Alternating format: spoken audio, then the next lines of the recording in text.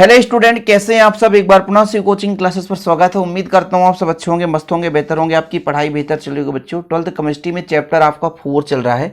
New NCERT book के आधार पर आपका चैप्टर 4 है, जिस चैप्टर का नाम है बच्चों डी और एफ ब्लॉक के एलिमेंट। ओके, डी ब्लॉक और एफ ब्लॉक के तत्व। इस चैप्टर में आप लोग पूरा कंप्लीट डी और एफ ब्लॉक के बारे में अध्ययन करोगे। जैसे पहले लेक्चर में मैंने आपको बताया था, डी ब्लॉक के तत्वों को संक्रमण तत्व कहा जाता है और इसका मैंने वर्गीकरण कराया था। वर्गीकरण में मैंने बताया था कि 4 श्रेणी में बांटा जाता है। एक आपका 3D, दूसरा आपका 4D और तीसरा आपका 5D और चौथा आपका 6D। अच्छा, इनको हम 3D, 4D, 5D और 6D क्यों नाम देते हैं? क्योंकि इन तत्वों का अंतिम इलेक्ट्रॉन D कक्षक में ही प्रवेश करता है, अर्थात 3D में, 4D में, 5D और 6D ऑर्बिटल्स में प्रवेश करता है। D में कितने कक्षक होते हैं बच्चों? तो D में आपको पता है कि 5 कक्षक होते हैं और 5 कक्षक में से 10 इलेक्ट्रॉन भर सकते हैं, तो अंतिम इलेक्ट्रॉन D में ही प्रवेश करता है, इसलिए इन्हें D ब्लॉक के तत्व कहा जाता है। और जैसे हम बात करेंगे 4 श्रेणी में, तो 4 श्रेणी को यदि देखेंगे तो 10 जो आपके एलिमेंट्स होंगे वो 3D में होंगे, 10 एलिमेंट्स 4D में होंगे, 10 एलिमेंट्स 5D और 10 एलिमेंट्स 6D में होंगे।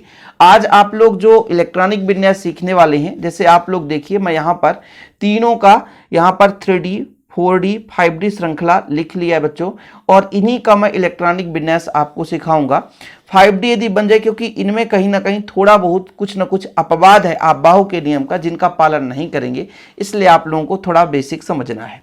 तो सबसे पहले हम बात कर लेते हैं बच्चों कि जो डी ब्लॉक के तत्वों का सामान्य इलेक्ट्रॉनिक विन्यास क्या होता है। सामान्य इलेक्ट्रॉनिक विन्यास यदि कहा जाए तो अंतिम में n-1 मतलब अंतिम कक्ष के एक पहले कक्ष में डी की बात जब आती है तो उसमें 1 से 10 इलेक्ट्रॉन होते हैं। और यदि हम अंतिम कक्षा के s की बात करते हैं, s उपकोष में 1 से 2 इलेक्ट्रॉन भरे जाते हैं। मतलब डी उपकोष के कक्षक में, भाई डी उपकोष होता है बच्चों, डी उपकोष है, एस उपकोष है, फिर इनके अंदर कक्षक पाए जाते हैं। ये तो सबको पता है ना कि 4 उपकोष होते हैं, एस पी डी एफ।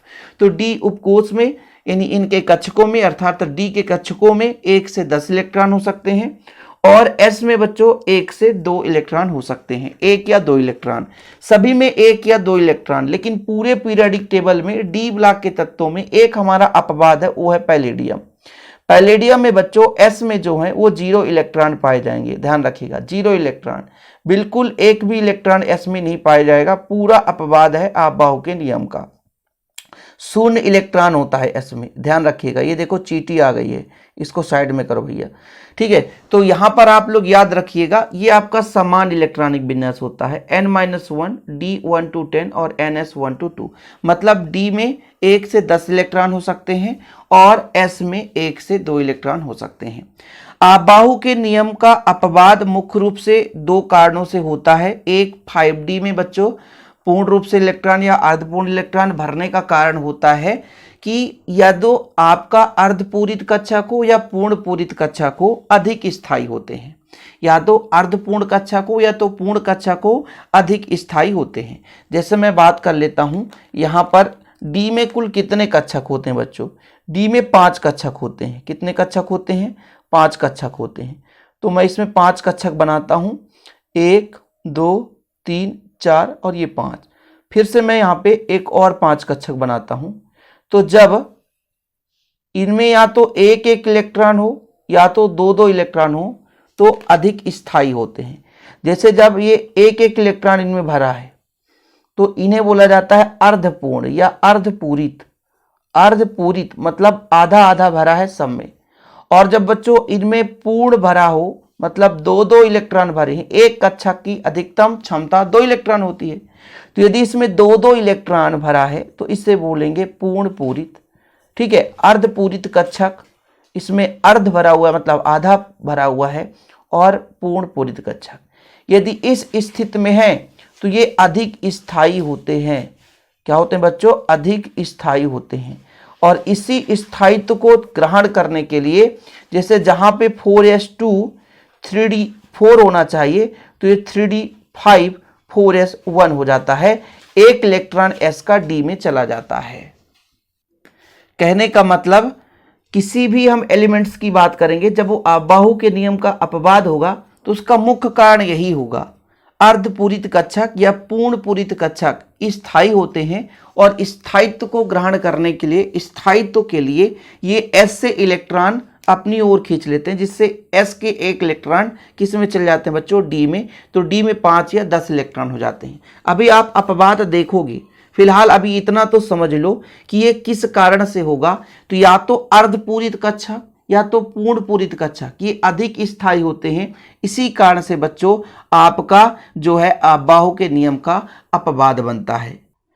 साथ में कुछ ऐसे भी हैं जहां पर आप लोग समझ नहीं पाओगे भाई ये अर्धपूर्ण नहीं है, फिर भी इलेक्ट्रॉन खिसक जाते हैं। इसके पीछे के 2-4 कारण होते हैं। जैसे आपका नाभिकीय इलेक्ट्रॉनिक आकर्षण, नाभिक के इलेक्ट्रॉन अपनी ओर आकर्षित करते हैं, जिससे s में न जाकर के d में भर जाता है। कभी कभी बात करता हूं वो किन किन के लिए होता है, जैसे आपका Nb है, ठीक है, रुथेनियम है, रहोडियम है, प्लेटिनम है। इनमें ऐसा कारण होता है कि नाभिकीय आकर्षण बल के कारण, नाभिकीय इलेक्ट्रॉन आकर्षण के कारण अंतर इलेक्ट्रॉन प्रतिकर्षण, मतलब अंदर ही इलेक्ट्रॉन प्रतिकर्षित कर देते हैं, तो इलेक्ट्रॉन कहीं और चला जाता है। एक इलेक्ट्रॉन किसी अन्य इलेक्ट्रॉन से जब परिरक्षण प्राप्त कर लेता है या विनिमय ऊर्जा आदान प्रदान करके, इस प्रकार से इनमें बच्चों कहीं ना कहीं इससे भिन्न नियम लागू होगा। इसके पीछे का रीजन बता दिया। नाभिकीय इलेक्ट्रॉन आकर्षण कारण इलेक्ट्रॉन इधर उधर स्थानांतरित हो सकते हैं, या कि एक इलेक्ट्रॉन अन्य इलेक्ट्रॉन से परिरक्षण प्रभाव पा जाए, अंतर इलेक्ट्रॉन प्रतिकर्षण हो जाए, विनिमय ऊर्जा एक दूसरे से आदान प्रदान कर जाए। तो ये मैं कारण समझा रहा हूं, नहीं तो पता चले कि सर आप क्या समझा रहे हैं, कुछ समझ में नहीं आ रहा है। जैसा कि मैंने कहा बच्चों, डी ब्लॉक के तत्वों का इलेक्ट्रॉनिक विन्यास n-1 1 to 10 डी में आपका होगा, ठीक है। यहाँ पे आपका डी होगा 1 to 10 और ns में 1 से 2 इलेक्ट्रॉन होंगे। यहाँ पर आक्री गैस लिखा गया है क्योंकि आक्री गैस का मतलब यहाँ पर इलेक्ट्रॉनिक विन्यास नहीं लिखते, लास्ट में लिखते हैं, इसलिए आक्री गैस के माध्यम से हम इसको दर्शाएंगे। अंतिम कक्ष के पहले कक्षा में देखो, अंतिम आपका n है कक्षा, उसके पहले n-1 में डी कक्षक में आपके 1 से 10 इलेक्ट्रॉन भरेंगे, ठीक है, कोई दिक्कत तो नहीं है। और ns की मैं बात करता हूं, उसमें 1 से 2 इलेक्ट्रॉन भरेंगे।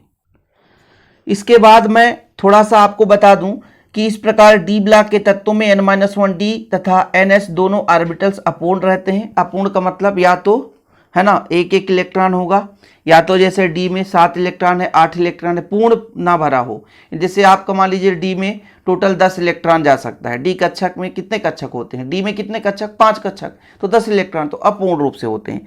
और जब अपूर्ण होते हैं, इन्हीं कारण तत्वों के गुणों का निर्धारण होता है। ठीक, अब थोड़ा सा हम बात कर लेते हैं कि जो भी आप लोगों के पास 3D है, 4D है, 5D और 6D है, इसमें कौन कौन से एलिमेंट्स अपवाद के रूप में होते हैं। तो इस प्रकार से सबसे पहले आप लोग बनाओगे बच्चों, फिर इसका हम लोग एक यहाँ पर रूपांतरण रूप लिखेंगे। देखिएगा, यहाँ से मैं लेता हूँ क्रोमियम से, ठीक है बच्चों, क्रोमियम से लेकर चलता हूँ, ये क्रोमियम है मेरा, ठीक। फिर यहाँ पर नियोबियम है, फिर आप यहाँ से चलो और चलने दो ऐसे, ठीक, और इसको आप लोग यहाँ से आगे करो। फिर आप लोगों को पता है पहले में क्रोमियम और कॉपर अपवाद है। चलो भाई, यहाँ तक क्लियर। फिर इसको सीधे नीचे आने दो, इतने ही अपवाद हैं भाई, ठीक है, अपवाद की श्रेणी में चल रहा है। फिर ये चलो और आपका यहाँ से होगा ये, ठीक, ये आपके सभी के सभी अपवाद स्वरूप हैं। ऐसा बना दो, थोड़ा सा आपको दिखने लगेगा। अब इनमें से केवल 2 एलिमेंट्स को अलग करना है आपको, 2 एलिमेंट्स, वो आपका पैलेडियम और यहाँ पर आपका टेक्नीशियम। ये आपका एक थोड़ा सा की बन चुका है, चाबी बन चुका है। इससे निष्कर्ष ये निकलता है कि जितने भी आपके अपवाद हैं, जितने भी आपके अपवाद है, अबाहो के नियम के अपवाद वाले एलिमेंट्स हैं, देखो क्रोमियम है, नियोबियम, मॉलिब्डेनम, रुथेनियम, रहोडियम, कॉपर है, सिल्वर है, गोल्ड है, इनमें सभी में जो s में 1 इलेक्ट्रॉन होंगे बच्चों, ठीक है, s में 1 इलेक्ट्रॉन होंगे, सभी में s में कितने इलेक्ट्रॉन होंगे, 1 इलेक्ट्रॉन होंगे।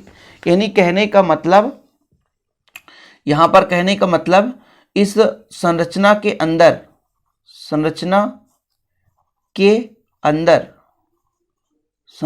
अंदर क्रोमियम हो गया, नियोबियम हो गया, मॉलिब्डेनम हो गया, रुथेनियम हो गया, रहोडियम हो गया, पैलेडियम को छोड़ दो, मैंने 2 को यहाँ पर, ठीक है, फिर आपका कॉपर हो गया, सिल्वर हो गया, गोल्ड हो गया, प्लेटिनम हो गया।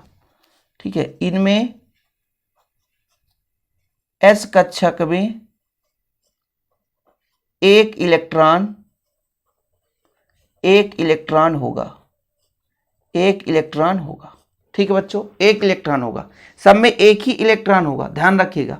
ये थोड़ा सा आप लोगों के बीच का बेसिक है कि इतना जब भी आपको दिख जाए तो इसमें एक इलेक्ट्रॉन होगा, क्योंकि भाई आगे चलकर कंपटीशन की तैयारी करते हो ना, तो ऐसा ट्रिक काम में आ जाता है।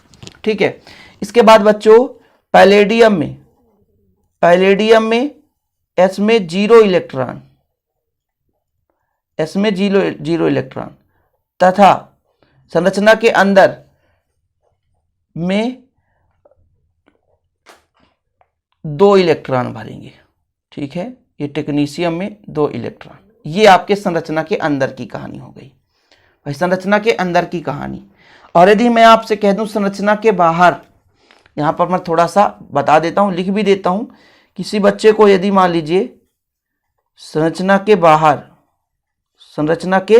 बाहर सभी जो आपके एलिमेंट्स दिखाई दे रहे हैं बच्चों, जितने भी एलिमेंट्स हैं, आप थोड़ा सा डीप में जाइए तब समझ में आएगा। आप सोचोगे कि 2 मिनट में खत्म, तो ये कहानी ऐसे ही आसानी से खत्म नहीं होने वाली है। तो यदि मैं संरचना के अंदर की बात करता हूं बच्चों, तो जितने भी एलिमेंट्स हैं संरचना के बाहर, सभी में S बराबर 2 इलेक्ट्रॉन। ठीक है, मतलब सभी में 2 इलेक्ट्रॉन होंगे, ये आप लोगों को नोट कर लेना है। अंदर की बात करूं, सब में 1 इलेक्ट्रॉन, इन दोनों को छोड़कर। बाकी बाहर की बात करूं तो सभी में इसमें 2 इलेक्ट्रॉन होंगे। ये चीज क्लियर हो गया, यहां तक कंप्लीट समझ में आ गया बच्चों। ये आपका पूरा बेसिक है, थोड़ा सा ट्रिकी है, ताकि मजा आएगा भाई कब, जब आप लोग अच्छे तरीके से सीखोगे। अब मैं थोड़ा सा एलिमेंट्स का भाई इलेक्ट्रॉनिक विन्यास निकालना आपको सिखाऊं, तब तो कुछ समझ में आएगा कि सर क्या सिखा रहे हो, मुझे कुछ समझ में नहीं आ रहा है। देखो भाई, मैं पहले एलिमेंट्स मतलब पहले ग्रुप 3D का लेता हूं। देखिएगा, स्कैंडियम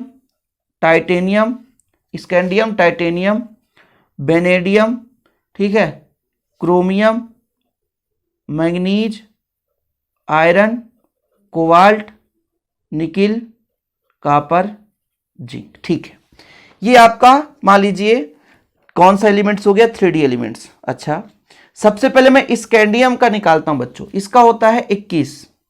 ठीक है, फिर आपका 22, ऐसे चलते चलते यहां तक आपका 30 हो जाता है। ठीक है, स्कैंडियम का जब मैं निकालता हूं, स्कैंडियम का पहले अलग से निकाल कर आपको समझाता हूं। स्कैंडियम का थोड़ा देखिएगा, 1s2, 2s2, 2p6, 3s2, 3p6, फिर आपका 3D आएगा और 4s आएगा। 2 2 4, 4 6 10, 10 2 12, 12 6 18, और इस 18 को हम बोलते हैं जेनान। क्या बोलते हैं बच्चों, जेनान।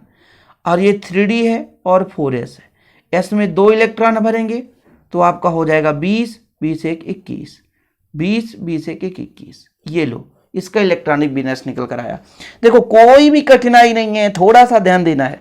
अब आप कहोगे सर इस ट्रिक का मतलब क्या हुआ, इस ट्रिक का मतलब ये हुआ कि ये जो हमारे पास की के अंदर है, ये संरचना के अंदर, उनमें एस में 1 इलेक्ट्रॉन भरेंगे, लेकिन scandium, titanium, vanadium, manganese, iron, cobalt, nickel, zinc, इनमें एस में 2 इलेक्ट्रॉन भरेंगे। सीधा फंडा, लॉजिक से, ट्रिक से। क्रोमियम और कॉपर बस में एस में 1 1 इलेक्ट्रॉन भरे जाएंगे। कहने का मतलब ये जेनान से चल रहा है ना, देखो जेनान से। अच्छा, जेनान क्यों लिख दिया सर, हमने कहा था ना आक्री गैस 18, यहां तक का इतना लंबा चौड़ा लिखने से बेहतर है हम सब में जेनान लिख दिए। जेनान का मतलब यहां से यहां तक इलेक्ट्रॉनिक विन्यास। अब आप लोग 11th क्लास में पढ़े हो तो 12th में उतना आपके मन में प्रेशर नहीं पैदा होगा। इसका मतलब है जेनान हो गया, फिर बच्चों का हमने 3D आपका 1 इलेक्ट्रॉन, इसके बाद 4s में 2 इलेक्ट्रॉन। ऐसे बच्चों इसमें भी जेनान हो जाएगा, 3D में अब इलेक्ट्रॉन भर जाएगा और 4s2 हो जाएगा। फिर जेनान हो जाएगा बच्चों, इसका परमाणु क्रमांक 23 है तो 3D यहाँ पे 3 हो जाएगा, 4s2 हो जाएगा। अच्छा, क्रोमियम में आपको बोला गया था 4s1 होगा, तो भाई 1 इलेक्ट्रॉन इसमें आ जाएगा तो 3D 4 होता, लेकिन एक और आ गया तो 3D 5 हो गया। फिर जेनान हो गया, इसमें कोई परिवर्तन नहीं, 3D ये 25 नंबर है तो 5 ही रहेगा, 4s2 हो जाएगा। इसके बाद आयरन है बच्चों, आयरन 3d6 हो जाएगा, 4s2 हो जाएगा। फिर आपका कोबाल्ट, कोबाल्ट में फिर से यहाँ पर कापर में होगा, कोबाल्ट में 3d7 रहने दो, 4s2 हो जाएगा। अब यहाँ पर निकिल है, निकिल में आपका 3d8 हो जाएगा, 4s2 हो जाएगा। फिर कापर में बोला गया है कि संरचना के अंदर है तो एक इलेक्ट्रॉन यहाँ पे 9 होना चाहिए, लेकिन एक और आ जाएगा तो 10 हो जाएगा, 4s1 हो जाएगा। फिर जेनान है बच्चों, 3d10 रहेगा और 4s2 रहेगा। ये देखो इसका क्रम बता दिया गया मैंने। यहां पर देखो इसका क्या निष्कर्ष निकला कि क्रोमियम और कापर में मैंने कहा था ना s में 1 इलेक्ट्रॉन होंगे, तो देखो जरा क्रोमियम में s में 1 और कापर में s में 1 इलेक्ट्रॉन भरा है, बाकी आपका सब वही है। तो ऐसे में आप आसानी से इलेक्ट्रॉनिक विन्यास निकाल सकते हो। थोड़ा सा लाइट का भी प्रॉब्लम है बच्चों, थोड़ा सा अपर डिपर होता है, इसके लिए मैं क्षमा प्रार्थी हूँ। यहां तक चीजें क्लियर है, यहां तक तो समझ में आ गया होगा, पहले का पूरा कंप्लीट समझ में आ गया होगा बच्चों। अब दूसरे सबसे ज्यादा तो एक्सेप्शन दूसरे में ही है, देखो जरा दूसरे में ही है भाई सबसे ज्यादा एक्सेप्शन। यहाँ पर नियोबियम, मॉलिब्डेनम, रुथेनियम, रोहोडियम, सिल्वर, इनमें सब में सबसे ज्यादा। ठीक है, अब देखो मैंने कहा था इसमें 2 इलेक्ट्रॉन, इसमें 2 इलेक्ट्रॉन, इसमें 2 इलेक्ट्रॉन, लेकिन संरचना के अंदर जो टेक्नीशियम है इसमें भी 2 इलेक्ट्रॉन होंगे। तो इसी में सबसे ज्यादा आपका परेशानी उत्पन्न करने वाला चीज है बच्चों। तो यहाँ पर हम देख लेंगे, कोई बात नहीं है, समझना तो है भाई, तो जैसे भी चलो यहाँ पर शुरू करते हैं। यहाँ पर लिख देते हैं यूट्रियम, जिरकोनियम, ठीक है, फिर आपका नियोबियम हो गया, मॉलिब्डेनम, टेक्नीशियम, Ru, RH, फिर पैलेडियम, फिर बच्चों आपका सिल्वर और कैडमियम। सबसे पहली बात तो आपको बताया गया है कि ये जो पीडी है पैलेडियम है, पैलेडियम में s में 0 इलेक्ट्रॉन होंगे, पैलेडियम में s में 0 इलेक्ट्रॉन होंगे। अब आप लोगों को थोड़ा सा परेशानी होगी, सर यूट्रियम का परमाणु क्रमांक कितना होता है? यूट्रियम का होता है 39, यूट्रियम का 39, तो 39 का आप लोग इलेक्ट्रॉनिक विन्यास निकालोगे तो बड़ा लंबा चौड़ा आएगा। तो इसमें हो जाएगा आपका 1s2, 2s2, 2p6, 3s2, 3p6, 3d10, ठीक है, 4s2, 4p6, 2 2 4, 6 10, 2 12, 12 6 18, 18 10 28, 28 2 30, 6 36। तो यहाँ तक का होगा क्रिप्टान। ठीक है बच्चों, यहाँ तक का हो जाएगा क्रिप्टान। 36 का होता है क्रिप्टान, याद रखिएगा 36 का होता है क्रिप्टान, 36 का क्या होता है क्रिप्टान। इसके बाद आपका यहाँ पर आएगा 4d और 5s, तो 2 इलेक्ट्रॉन इसमें भरेंगे और आपका 1 इलेक्ट्रॉन इसमें भरेंगे, क्योंकि 36 1 38, सॉरी 36 1 37, 37 2 39, ये आ गया आपका। ठीक है, तो कुल मिलाकर के हम कह सकते हैं कि आपका क्रिप्टान से शुरू होगा। किससे होगा? क्रिप्टान। क्रिप्टान 36 खत्म हो जाता है तो बचता है 3d1 और 4s2, 4s2 हो जाता है बच्चों। ठीक है, क्रिप्टान के लिए। अब आप लोगों को थोड़ा सा समझ में नहीं आया होगा, फिर से एक बार मैं क्लियर कर देता हूँ अलग तरीके से। भाई 39 है किसका? यूट्रियम का। इलेक्ट्रॉनिक विन्यास निकालते हैं 1s2, 2s2, 2p6, 3s2, 3p6, 3d10, 4s2, 4p6, यहाँ से यहाँ तक बच्चों 36 होता है। ठीक है, फिर आपका बचता है 4d और 5s में इलेक्ट्रॉन जाता है तो 2 और 1 हो जाता है। ठीक, तो इसमें 36 को सीधा लिख दूं क्रिप्टान। ठीक, फिर आपका 4d 1 और 5s2, ये आपका हो गया। ठीक, ये आपका किसका हो गया? यूट्रियम का हो गया। इसके बाद आपका जिरकोनियम आएगा। जिरकोनियम का क्या हो जाएगा? क्रिप्टान रहेगा। ठीक है, और ये 4d 2 इलेक्ट्रॉन हो जाएंगे और 5s 2 इलेक्ट्रॉन। इसके बाद नियोबियम, भाई नियोबियम में एक ही इलेक्ट्रॉन बोल रहा है, नियोबियम में एक ही इलेक्ट्रॉन बोला है, बोल के रखा है कि ये आबाहु के नियम का बाद है। कहने का मतलब जब नियोबियम आएगा तो क्रिप्टान तो रहेगा ही रहेगा, तो इसमें आप 4d3 होना चाहिए, लेकिन s का 1 इलेक्ट्रॉन आ जाएगा तो 4 हो जाएगा। ये अपवाद है ना बच्चों। नियोबियम के बाद आपका क्या आता है? मॉलिब्डेनम। मॉलिब्डेनम में भी वही कहानी है, मॉलिब्डेनम में भी वही कहानी है। इसमें एस में एक ही इलेक्ट्रॉन होगा। तो क्रिप्टान में यहाँ पर 4d4 होना चाहिए लेकिन 5 हो जाएगा और 5s से एक इलेक्ट्रॉन आ जाएगा, 5s है, ठीक है। फिर इसी क्रम में बच्चों यहां पर टेक्नीशियम की बात करेंगे तो क्रिप्टान, टेक्नीशियम में क्या बोला गया है, मैंने इसीलिए कहा ट्रिक याद कर लो। टेक्नीशियम में एस में 2 इलेक्ट्रॉन होंगे, तो एस में 2 इलेक्ट्रॉन भरेंगे, तो यहां पर आपका एक था, फिर 2 3 4 5, तो यहां पर आपका क्या आएगा बच्चों 5d5 इलेक्ट्रॉन, 5d5 इलेक्ट्रॉन ही होंगे। इसमें 5 थे क्योंकि इसका आ गया था, मैंने आपको बताया था, देखो अर्धपूर्ण है, अधिक स्थायी है। चलिए आगे देखिए, फिर से आपका रुथेनियम है, रोहोडियम है, पैलेडियम है। तो रुथेनियम रेहेडियम यहां पर देखो Ru और RH, देखो जरा क्रिप्टान है, क्रिप्टान है, इन दोनों में 5s में एक इलेक्ट्रॉन होंगे, 5s में एक, तो 5d 5 था बच्चों 6, लेकिन एक और आ जाएगा तो 7, यहां पे बच्चों आपका 8 हो जाएगा, एक्स्ट्रा हो जाएगा ना, अधिकतम आता जा रहा है। ऐसे में तो अपवाद है यार, इन अपवादों को तैयार करना पड़ेगा आपको। फिर आपका पैलेडियम आ गया, देखो पैलेडियम, पैलेडियम में 0 इलेक्ट्रॉन, पहले ही बता दिया गया था। पैलेडियम एक क्रिप्टान हो गया और एस के दोनों इलेक्ट्रॉन आएंगे तो इसमें 10 इलेक्ट्रॉन हो जाएंगे, तो पैलेडियम में आपका हो गया 0 इलेक्ट्रॉन, ठीक। फिर इसके बाद आपका है सिल्वर, सिल्वर में एक बोला ही गया है, तो 5s1 हो जाएगा, क्रिप्टान है, और 5d 9 होना चाहिए लेकिन 10 हो जाएगा। फिर आपका कैडमियम है, कैडमियम में आपका क्रिप्टान, यहाँ पे 5d में 10 हो जाएगा और 4s में 5s में सॉरी यहाँ 4d है भाई, 4d करना, और 5s में आपके बच्चों कितने इलेक्ट्रॉन हो जाएंगे 2 इलेक्ट्रॉन। तो ये क्रम है, ये लॉजिक आप यहां से सीख पाओगे कि भाई इसमें 2 इलेक्ट्रॉन, इसमें 2 इलेक्ट्रॉन, यहाँ पे 2 इलेक्ट्रॉन, ये 2 इलेक्ट्रॉन, बाकी ये सब एक इलेक्ट्रॉन वाले हैं। और पैलेडियम में आपका 0 इलेक्ट्रॉन होगा। एस की मैं बात कर रहा हूँ, एस की बात कर रहा हूँ। अब आप लोगों को यदि स्क्रीनशॉट लेना तो बिल्कुल समय बर्बाद नहीं करूँगा बच्चों, आप लोगों के लिए बेहतर रूप से पूरा कंप्लीटली इलेक्ट्रॉनिक विन्यास। पहले तो आप लोगों को ये चीज़ लिखना है, ठीक, इसके बाद आप लोगों को ये चीज़ लिखना है, और ये सब PDF में अवेलेबल रहेगा। इस चैप्टर का न्यू PDF बना रहा हूँ, बाकी तो पुराने PDF काम में आएंगे, लेकिन जो भी बच्चा नोट्स लेगा तो इसको मैं बाद में ऐड कर दूंगा। कॉन्टैक्ट नंबर है मतलब 9685 29 91 49, 9685 29 91 49, इस नंबर पर आप कॉन्टैक्ट कर सकते हैं बच्चों। नोट्स के लिए 100 रुपीज़ चार्ज लगते हैं, प्रॉपर रूप से नोट्स दिए जाते हैं। तो ये हमारा स्कैंडियम से शुरू होता है, देख लो जरा, इसमें क्रोमियम में एस में 1 इलेक्ट्रॉन और कॉपर में 1 इलेक्ट्रॉन, बाकी सब में एस में 2 इलेक्ट्रॉन पाए जाएंगे।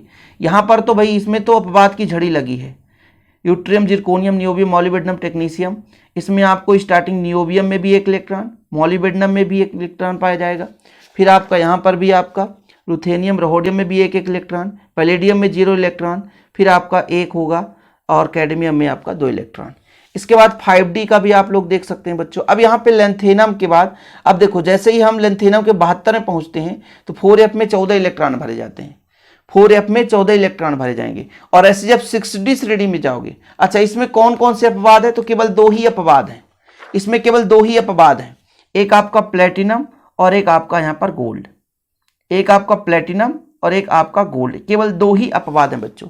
एक तो आपका प्लेटिनम जिसमें s में 1 होगा, और एक गोल्ड s में 1, बाकी सभी में s में 2 इलेक्ट्रॉन। d में भरते जाओ, d में 1 था, 2 3 4 5 6 7 8, अब यहाँ पर 8 होना चाहिए लेकिन 9 क्यों हो गया, क्योंकि s का 1 इलेक्ट्रॉन हो गया। यहाँ पे 9 होना चाहिए लेकिन 10 क्यों आ गया, क्योंकि s का 1 इलेक्ट्रॉन चला गया। यहाँ पे 10 होना चाहिए, 10 ही है। तो ये एक्सेप्शन जो भी होते हैं, अपवाद जो होते हैं बच्चों, वो चीज़ आप लोगों को तैयार करना पड़ेगा।